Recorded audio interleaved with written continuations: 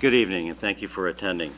Sorry for the brief delay. We've had a couple of missing commissioners, and we're shuffling ourselves around to enjoy this evening's public hearing, deliberation, and second public hearing. Before we start, I'd like to acknowledge tonight we have Tim Moran, who's a newly appointed Planning and Zoning Commissioner. So welcome, Tim, and we appreciate your attendance. And we have a quorum, I believe, without Tim, who wasn't participating before. So we're okay. Tim, you'll be participating in the second hearing then as well. Okay. So good evening. This is the regularly scheduled July 8th meeting of the Geneva Planning and Zoning Commission. I am John Mead, the Vice Chairman of this commission. Tonight, for the benefit of those in attendance, I am joined by Community Development Director David DeGroot, City Planner Chayton True, our public hearing transcriber, and our Ron Sandak is our city attorney and our reporter. To accommodate public participation, the City of Geneva meetings are now a combination of in-person and virtual, while also being live streamed to allow the public to hear all discussion, testimony, and roll call votes in real time. Virtual attendees may watch or participate in the live stream meeting by accessing the link provided on the meeting agenda found on the city's website at www.geneva.il.us. Attendees wishing to provide written public comment may continue to do so during the meeting by sending an email to publiccomment@geneva.il.us. For more information about meeting procedures or providing public comment, please see Notice regarding meeting and public comment rule modification due to COVID-19, a link to which is provided on the agenda for the meeting this evening. With our use of a virtual meeting platform tonight, there may be some technical difficulties as we move through the agenda, so please bear with us. Consideration of the agenda, item 5A, regarding a special use for a concealed personal wireless communication tower will be continued at tonight's meeting. As a reminder, the public hearing portion for this item has been closed and no further testimony or evidence will be presented for this item. The Geneva Community Development Department first received correspondence from the applicant regarding the proposed wireless communication tower project in May of 2020. Over the following 11 months, the petitioner submitted applications that were either lacking required documentation or included documentation the staff deemed inadequate by the Geneva Zoning Code. City staff would identify inadequacies in the petitioner's application and communicate this with the petitioner. Petitioner would then resubmit the application for staff to evaluate and determine whether the application contained the required information that would enable the application to be considered before the Planning and Zoning Commission. This cycle continued until February 2021, when the petitioner submitted their third application for evaluation and indicated that the submission would be their last, regardless of any potential inadequacies. Shortly thereafter, staff determined the application was satisfactory for Planning and Zoning Commission review and officially accepted the application on March 3rd, 2021. A public hearing was then scheduled for April 22nd. However, this public hearing was canceled because the required balloon test scheduled for April 20th and 21st could not take place as planned due to inclement weather. Following a successful balloon test on May 3rd, a public hearing was scheduled and took place during the Planning and Zoning Commission meetings on May 27th and June 10th, 2021. Tonight, the Commission will be considering the staff drafted findings of fact and record established during the aforesaid public hearing.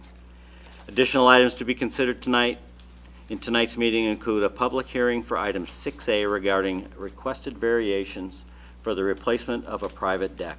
Every individual desiring or listen or to participate in this public hearing has been provided that opportunity through participation information, including in the various public notices in the agenda for this meeting.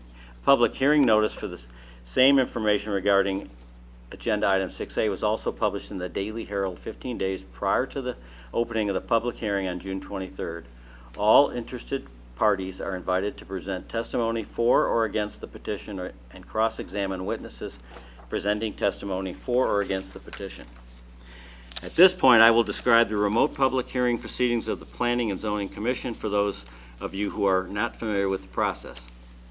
Again, these procedures specifically apply to the single public hearing at tonight's meeting pertaining to item Agenda item 6A, requested variations for the replacement of a private deck. The petitioner will first present supporting documents or exhibits for the record. Following the presentation of information, commission members will have the opportunity to ask the petitioner questions. After initial questions by commission members, the public will have an opportunity to present evidence and testimony for or against the application and cross-examine the petitioner. Public participants may provide testimony either through written comments or by speaking at the meeting.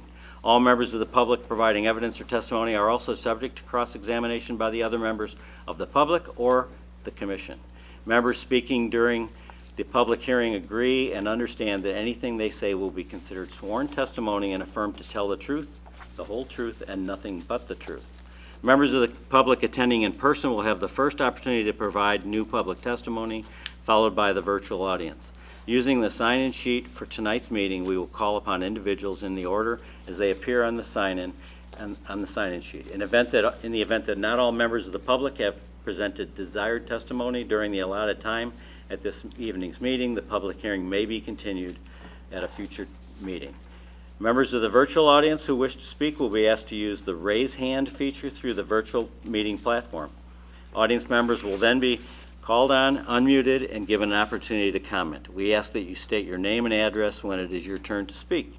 If you speak multiple times, please state your name each time. If your comment has already been made or your question has already been asked, it is not necessary to repeat it. We remind members of the public to refrain from veering off topic and direct comments to the subject matter. After providing comment, virtual speakers will be muted once again. Please note that there may be a slight delay between becoming unmuted and being able to begin speaking. All comments will be recorded so that written transcripts and minutes can be prepared of this meeting. Just a reminder that all speakers are asked to present their comments in a respectful and courteous manner. Following the end of the public testimony, the petitioner will have an opportunity to answer questions and respond to any of the comments made from members of the public. The public hearing may then be closed, followed by commission deliberation on the requests. In order to help reduce background noise, I will remind all commissioners joining virtually to mute themselves except when they are addressing the commission. Commissioners attending virtually will also need to state their name prior to speaking and prior to providing a roll call vote to better assist our record keepers. For example, Mead, aye, nay, or abstain. And Celeste is not here, right? She's joining virtually. Oh, she is. Oh, I thought she was on vacation. Celeste, would you please call the I roll? am present. Oh, jeez. I can call the roll, thank you. Evans. Evans, are you here? Holloman. Holloman here. Okay. Madaskeel. Madaskeel here. Mead. Mead here. Slivka. Slivka here. Stocking is not here yet. And Moran, Here. also not here. Oh, you are, okay. You have a quorum. All right, we have a quorum, so we will proceed. Okay, I need to swear everybody in. No, for the public hearing, I guess. Okay. All right, I would like to have I would entertain a motion to approve the agenda. Motion to approve the agenda, Slivka. Second, Moran. Motioned and seconded. Celeste, please call the roll. Okay.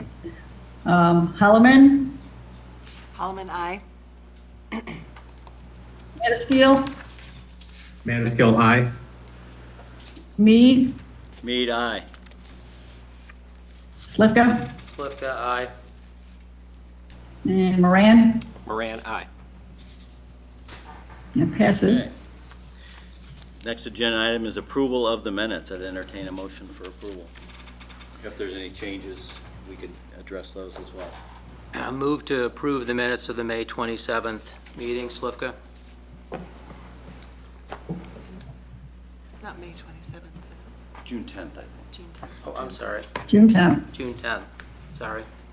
I'll amend that to approve the minutes of the June 10th meeting. Here a second? Holloman, second. Moved and seconded. Celeste? Okay. Holloman, Holloman, aye. Madaskil, Madaskil, aye. okay. Mead, Mead, aye. Slivka, Slivka, aye. Moran. I was not present. I will abstain. Okay, very good. It passes. All right. Next item on the agenda is item 5, review and recommendation session, public hearing held on May 27th, 2021 and June 10th, 2021 for the Verizon wireless tower, special use to allow a concealed personal service wireless communication tower in the B5 Business District located at 1749 South Randall Road. Applicant is Dolan Realty Advisors. Chayton, do we have anything to read into the record or before we continue into deliberation? So just a quick update on the contents of the file. We have updated the staff report with the findings of fact, so that has been included. Additionally, we did receive a document shortly before the meeting that the applicant would like to insert into the established record, but unfortunately the public hearing has been closed, so that will not be a part of the official record for consideration. Okay. All right. Well, I guess we're entering into deliberation at this time. This is commission only. So if someone would like to offer up any comments on the staff's report, the amended and final findings of fact, we can begin our deliberation. Mr. Mead, if I may, not having been a participant in this ongoing application for a number of months, I have read the materials, but I don't think it'd be appropriate for me to participate at this point, so I will be abstaining. Duly noted. Thank you.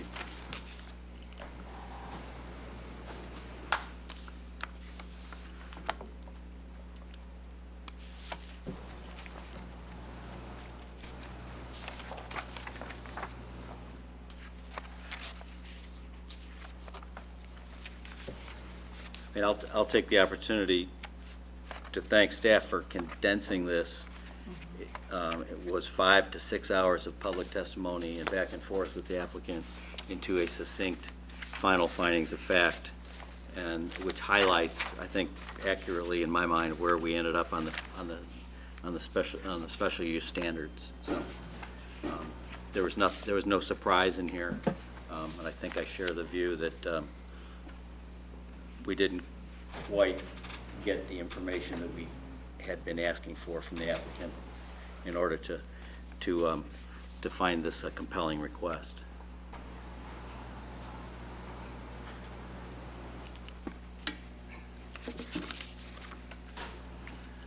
Chairman Zaliska. Yes, and I'm Commissioners. really in agreement. I think the report, staff's report reflects the information we had, pretty much where we were at the end of the last meeting. And I think the applicant's inability to meet many of the standards or respond to some of them as required is reflected in their comments. Thank you.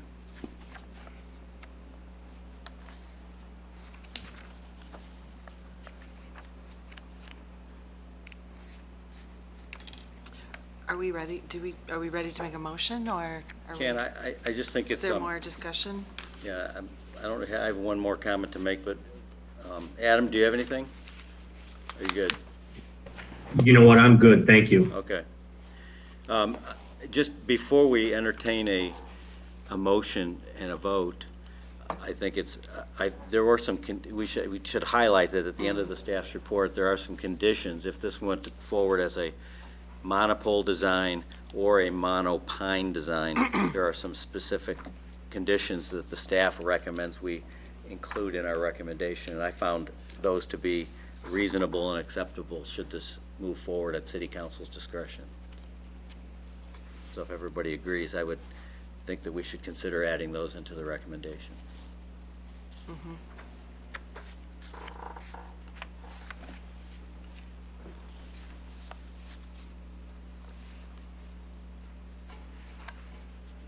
But if we feel we've deliberated, ready to entertain a motion. Yeah, I'll make a motion. I'd like to make a motion requesting, or make the motion requesting a special use to allow a concealed personal service wireless communication tower in the B5 Business District, subject to the findings of fact contained in the staff report plan, as well as the conditions listed on page 11 of the staff report as follows. Just bear with me, I'm going to read them all. With a concealed monopole design, final engineering plans depicted the compound designed to accommodate at least 4 carriers as required per section 11.312 FI3 of the zoning ordinance. The applicant shall provide the NEPA and section 106 review reports. All equipment feed lines shall be routed inside the monopole, and all entry ports on the monopole shall be sealed to prevent wildlife intrusions. The monopole shall be finished in a shade of color that will blend the tower with the background observed from ground level, and the masonry wall surrounding the ground compound shall match the principal building on the zoning lot in color, architecture, and texture. And then following a monopine design, a detailed development plans as were submitted for the concealed tower shall be provided for the monopine and submitted for the Community Development Department for review and approval by city staff. Final engineering plans depicting the compound designed to accommodate at least 4 carriers as per section 11.312 FI3 of the zoning ordinance. The applicant shall provide the NEPA and section 106 review reports. All entry ports to the monopine pole shall be sealed to prevent wildlife intrusions, and the masonry wall surrounding the ground compound shall match the principal building on the zoning lot in color, architecture, and texture. Thank you. Second, Slivka? Thank you. We have a motion and a second. Yes, David. Just for clarification, was that motion in the affirmative to approve? That motion is in the affirmative. Yes. Celeste, would you call for the vote? Sure. All right. Holloman. I just want to make sure we're voting right now, right? Yes. Okay. Yes. Holloman, nay. Okay. Metaskill. Madaskill, nay. Okay. Mead. Mead, nay. Slivka. Slivka, nay. Okay. And for the record, Mr. Moran? Moran abstain. Correct. Okay. And that passes, or I'm sorry, that fails, 4 noes unanimously. For the applicant's benefit, what's the next steps? It'll be scheduled for consideration by the city council on July 19th. That's a Monday evening, 7 p.m. in this room. Thank you. Okay. That completes agenda item 5. Now we move on to tonight's public hearing. Item 6 on the agenda. 6A is variations. A request for a variations from section 11-5F-4B lot and area requirements to decrease the required side yard setback from 6 feet to 3 feet, and section 11-5F-4C lot and area requirements to increase the maximum allowable lot coverage from 40% to 45%. Location of the property is at 801 Center Street, and the applicant is Sam Geritano. Gaten, anything to read into the record? Yeah, so the contents of this file include an application for variations filed by Sam Giarratano dated May 26, 2021, including applicant's response to variation standards, project narrative, property photos, and a plat of survey dated November 6, 2020. The contents of this file also includes National Association of Realtors 2018 Modeling Impact Report for outdoor features, Remodeling Magazine's 2021 Cost versus Value Report, a screenshot of that, a certificate of publication from the Daily Herald for the legal notice that was published on June 23rd, 2021 for tonight's public hearing, and lastly, a copy of the public hearing notice mailed to all property owners within 500 feet. Thank you. Now, if the applicant would like to approach the podium and tell us a little bit about the, oh yes, I need to swear you in. Hi, my name's Andy Giratano. I'm Sam's son. Okay, So- Andy, I need to stop for just a second. I need to swear you in. Anyone sure. that's going to speak tonight, anyone who's planning on speaking tonight, if you could please stand and raise your right hand. And do you solemnly swear that everything you say tonight will be the truth, the whole truth, and nothing but the truth? I do. Thank you. So, yeah, he couldn't make it tonight, so he asked me to speak on his behalf.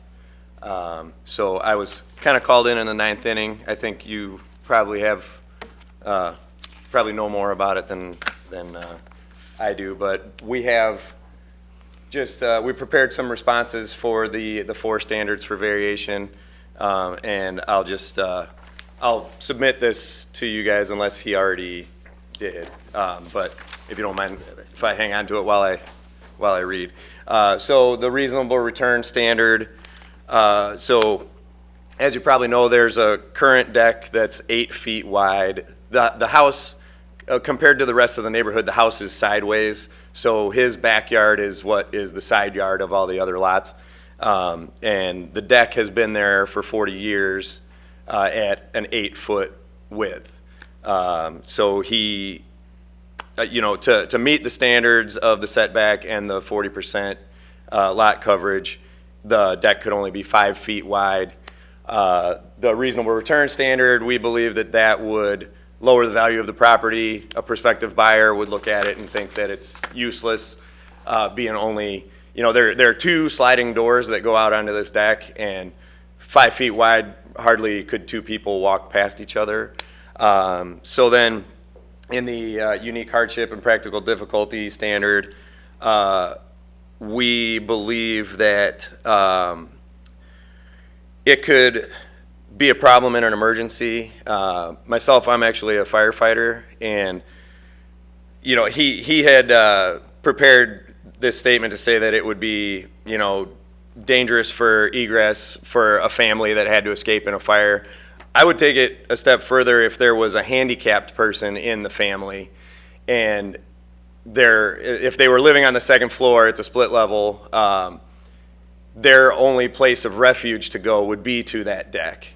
If there was a wheelchair-bound person, that would be the only place they could go to wait for the fire department to come and rescue them. So at a 5-foot width, that would be, you know, a wheelchair would only be a couple feet away from a possible, you know, building that's on fire. So we believe that it could pose a safety hazard. The character standard, we don't believe that it would in any way adversely affect the character of the neighborhood. It's barely visible from the street or the alley. It's mostly hidden by trees. And again, it has been there for many, many years in the same configuration. And then the minimum variation standard, we believe that pushing it to 8 feet instead of 5 is, you know, the minimum that you could go to make it a comfortable, usable deck without, you know, going too far. And then as far as the lot coverage going from the 40 to 45, we feel that because it's a deck and it doesn't affect rain runoff the way that another roofed structure would, that we think that it deserves the 5% variation. Okay. That's all I have prepared for Thank you. Commissioners?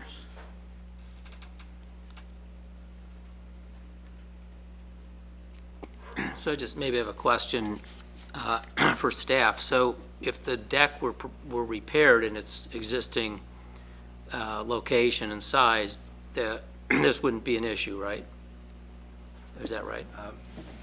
We do allow repair of a non-conforming structure, but this deck is in pretty rough condition. It needs to be completely replaced, railings, stairs, everything. So that once you remove the structure, then it either has to be brought into conformity or you would need the necessary variations. Yes. But if it could be repaired, if it were a matter of a simple repair, it would still be allowed in the size and location. Right, ordinary repair and maintenance, yes. Okay, thanks. Welcome. And, do you know when the ordinance changed? I mean, at some point, this was allowed, this size. You said it's been up for 40 years. So at some point, it was allowed to do this? Do you know when?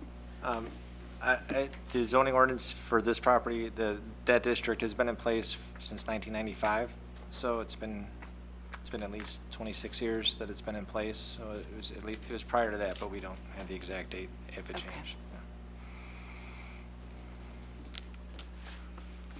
And it's been the same owner the whole time for 40 years? Yes. Okay. I was just curious.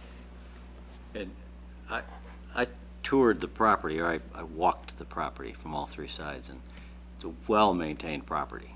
It's, it's got new siding and nice landscaping. The only thing that obviously can't be touched because it's a non-conforming structure is the deck that doesn't fit in. So I trust that that's what's been delaying keeping, bringing the deck up to the quality level for the neighbors and everything else, and yourselves, or your dad, is just waiting on getting approval for the non-conforming structure. Yes, sir.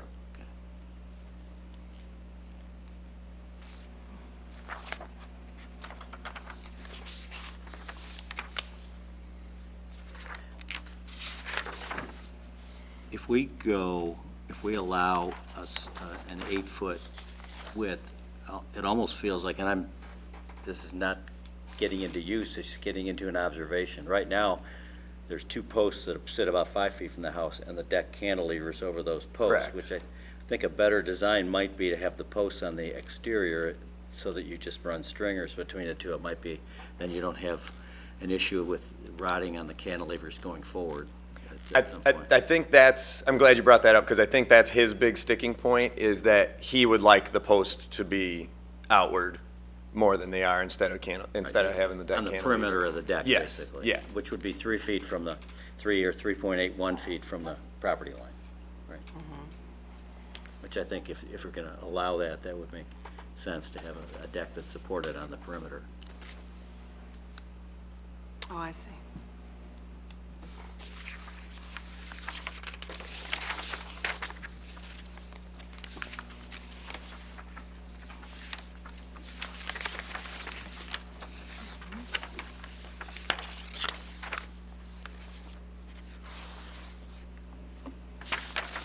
Mr. Mead, if I may, Yes, Tim? I live Mr. in the Moran. neighborhood, and me and my little white dog have walked past the house. Hopefully your dad doesn't think we're casing the joint.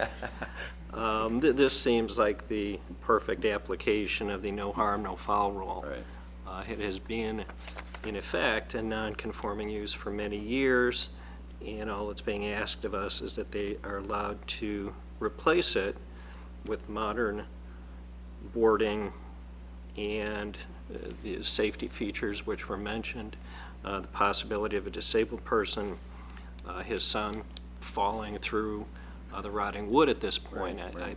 I think this is a fair proposal. Personally, I find it acceptable. Right. I think the key is it's replacing in kind and something that's been there for 40 years, so. All right, I have no further comments. Somebody like to make a do we have any virtual? Adam, did you have anything? You know what? I do not. Thank you. Okay. Any public commentary? Chairman, we do not have anybody online right now. Okay. So, and no one else anyone in the public desire to speak on this matter? Okay. Close the hearing. Yep. Mr. Chairman, I'd like to make a motion to close the public hearing. Here a second. Moran, Madaskil, second. second. Okay. Motioned and seconded.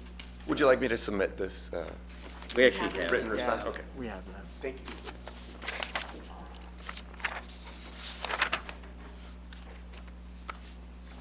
Roll call, Celeste, if you would. Okay, I just want to confirm, the person, commissioner who, motioned to close it is Slivka, and the seconder is Madaskil. Is that correct? Sure, yes. Correct. Okay, thank you. Okay, to close the public hearing, Holloman, Holloman, aye. Madaskil, Madaskil, aye. Mead, Mead, aye. Slivka, Slivka, aye. and Moran. Moran, aye. That passes. Okay. Now we're in the deliberation portion. We can either further discuss or move to a recommendation.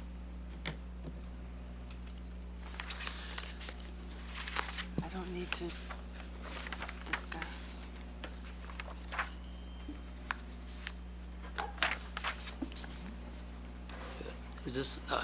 Is this two separate motions, or is it one motion?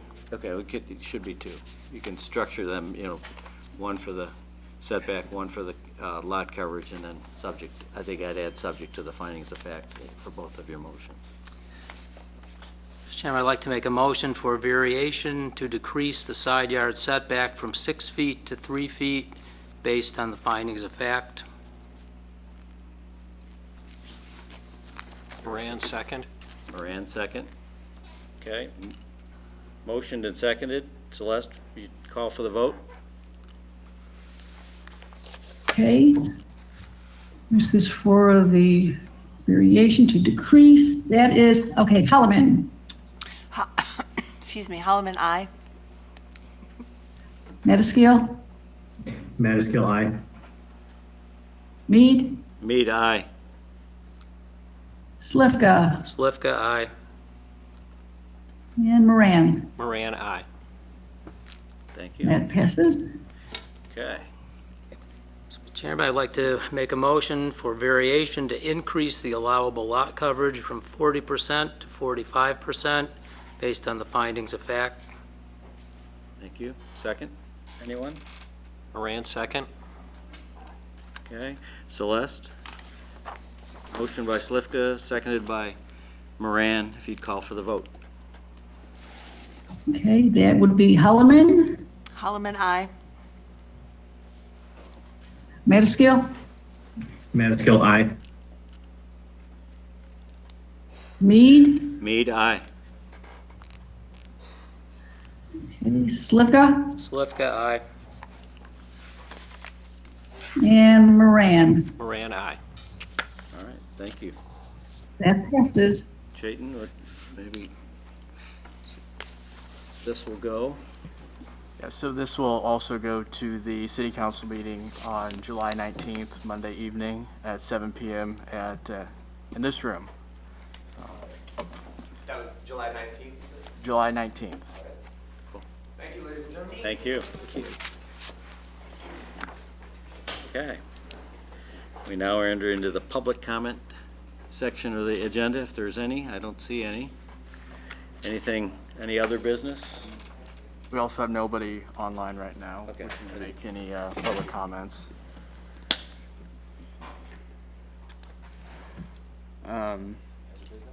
Any other business Yeah. coming up? So we do have, our next meeting will be July 22nd. We do have 2 public hearings and 1 concept review. Wow. The first public hearing will be on the proposed special use and variations for the Malone Funeral Home. That's been a while in the making, so they have selected the July 22nd meeting for their public hearing for that request. Also, we will be bringing an update to the fair market value for the land cash worksheets. For those of you who aren't familiar, The city has land cash worksheets that help us calculate how much developments need to contribute to the school district and the park district. So we're just updating that with more recent market value numbers. So that will require a public hearing and to go through Planning and Zoning Commission. And then also we will have a concept review for the Citron property. Really? Yeah, so they will be presenting a concept. I don't know, David, if you want to chime in a little bit on it, but it's townhome development. And I know you've been communicating with them a little more than perhaps I have, but I think that's probably fine for now. Yeah. It's a proposed townhome development of 53 units, and we will prepare a kind of a background report for the commission, and they'll present their concept and ask for your informal feedback at the next meeting. yeah. Question, I'm going to be out of Geneva, but I'm going to be at my home in Wisconsin on the 22nd. Am I able to call in from there? I'm not- Shiner? We will let you know. The Okay. executive order, I think, is still in effect, but we will let you know, John, so that you Okay. can make appropriate plans. For some reason, the 26th sticks You out think as that's the the expiration date, but we'll verify that. Okay, because we're going to be with family, but I could run next door and dial in if we need, especially if needed for a quorum. And Okay. I'd like to hear the Citron. Yeah, we're sinking like stones. I'm going to be in Cape Coral, Florida. Assuming my plane lands at a reasonable hour, I can probably zoom in like John if it's still allowed. Okay. I just got the word that, yes, you can participate on the 22nd. Okay. I can? You Yes. can. We have someone From- watching who knows from- the rules from- real well. We do. From my home? Yes. Is Yeah. You're fine Is either Tim way. available? I mean, he Yes. can do that then. Okay. Yes. Yes. We have an observer who knows the rules well. Okay. The dates. Okay. And then we have some other active applications going on right now as well. We're reviewing another request for a variation to a front yard setback at 521 Illinois Street. So staff will be reviewing that in the near future. So there'll probably be a public hearing for that later in August. Okay.